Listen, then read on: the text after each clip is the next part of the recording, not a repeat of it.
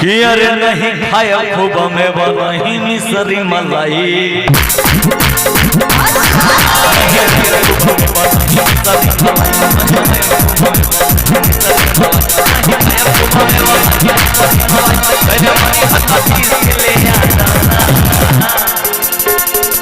एक गणेश के मम्मी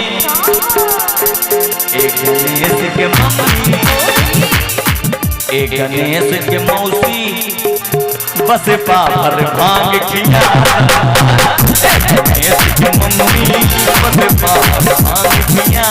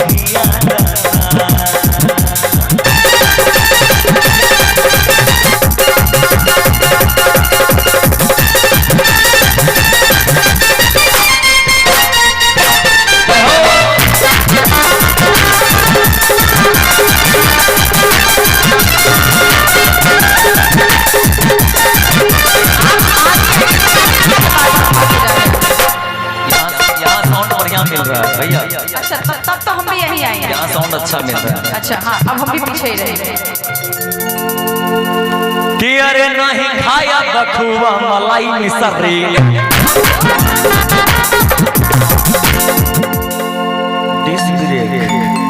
बनवावे पड़ते कि देखिए एकदम मजाक भैया घर में आए एकदम मस्ती करके सब लोग मस्ती करेंगे गाना तो गायब के 5 मिनट में नीचा चल जाएंगे क्या सर लेकिन हंसी मजाक कहाँ करने जाएंगे घर में है क्या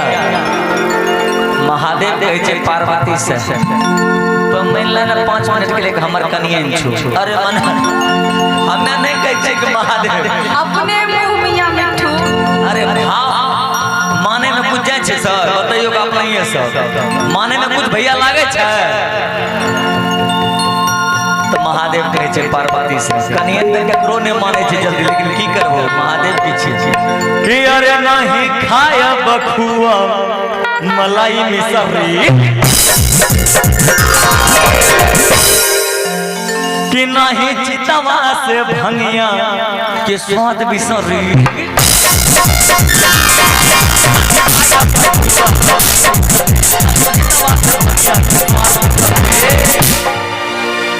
कि सुना बतिया हमार इना भावे से भी अनार अनार हमरा सामने से जल्दी हटा देना पगड़ी वाला भैया एक गणेश के मम्मी इन्हें डॉक्टर साहब बैठल छे त्रिभुवन भैया बड़े बड़े होटल के मालिक लोग बैठे हुए हैं एक गणेश के मम्मी एक गणेश के मम्मी बस बाहर भाग खिया एक गणेश के मम्मी बस बाहर भाग खिया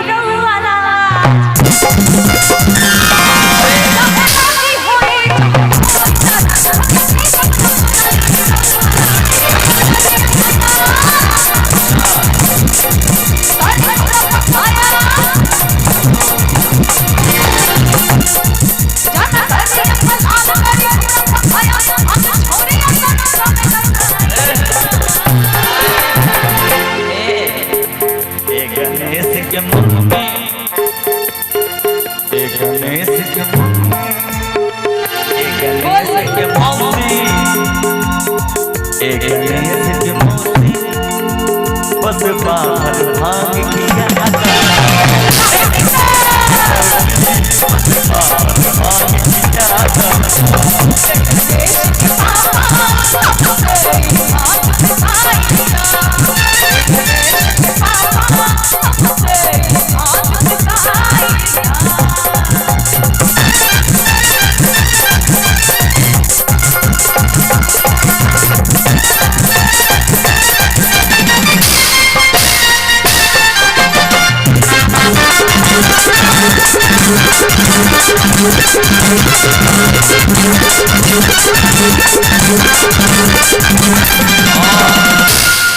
लास्ट में महादेव कहे छे अपना पार्वती से कि अच्छा भंगिया न देबू तब गाजा मला कि काम मेहनत के कौन पाई जल्दी कला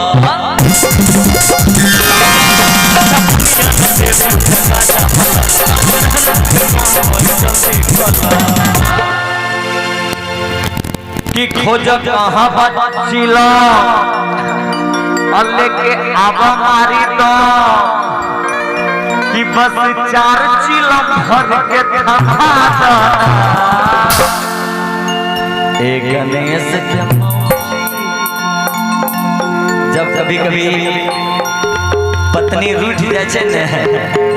शायरों से भाई जी जानते छो आप विशेष की बोली हमार माय बहन के साथ साथ भौजियो लोग बैठल छे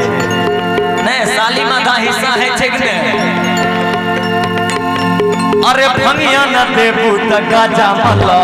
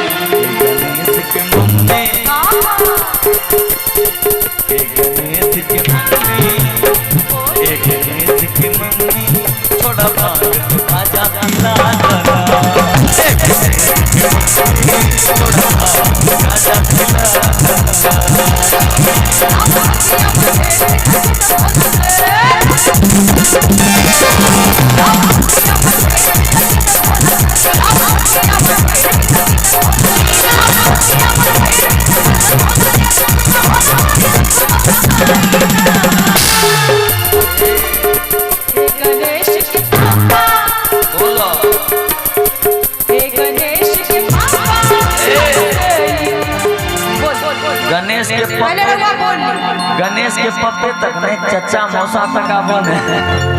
हमारे भाई लोग ठंडी छे मैं तो सबको प्रणाम करना चाहता हूँ इतने ठंड में आप लोग आए हैं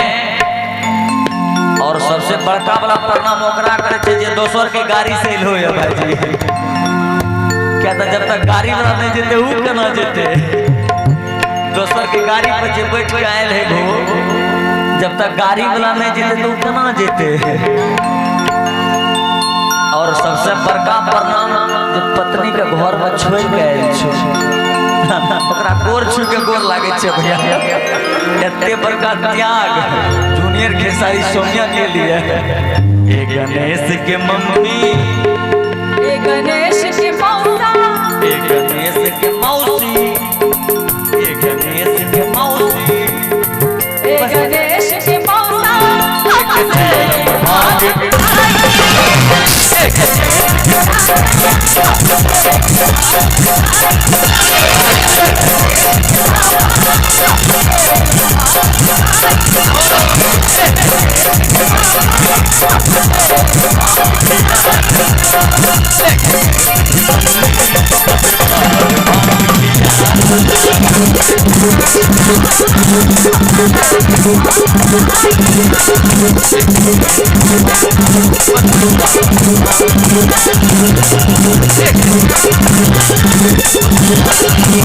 Sick.